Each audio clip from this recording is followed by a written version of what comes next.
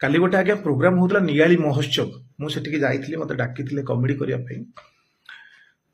ମୁଁ ଯେତେବେଳେ ପହଞ୍ଚିଲି ମତେ ସେ ଯୋଉମାନେ ଆରେଞ୍ଜ କରିଛନ୍ତି ସେମାନେ କହିଲେ ଆପଣଙ୍କର ହ୍ୟୁମାନ ସାଗରଙ୍କର କିଛି ଦୁଶ୍ମନୀ ହେଇଛି କି? ମୁଁ କହିଲି ଆଜ୍ଞା ନାଇଁ, ମୁଁ ତାଙ୍କର ଗ୍ରେଟ୍ ଫ୍ୟାନ୍, ମୁଁ ତାଙ୍କର ବହୁତ ବଡ ଫ୍ୟାନ୍, ମୁଁ ତ ତାଙ୍କୁ ବହୁତ ଖୁସି ହୁଏ, ଆଉ ଇଭେନ୍ ଷ୍ଟେଜରେ ମୁଁ ତାଙ୍କ ନାଁ ବି କୁହେ।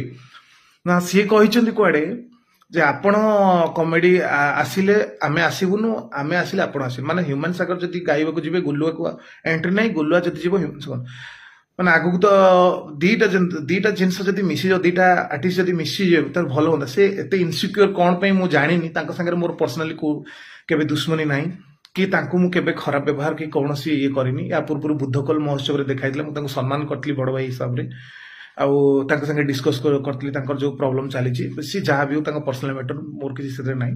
ବଟ୍ ମୋ ମତରେ କାହାର ଜୀବନ ଆଉ ଜୀବିକା ଛଡେଇବା ୟାଠୁ ବଡ ଅପରାଧ ମୁଁ କେବେ ବି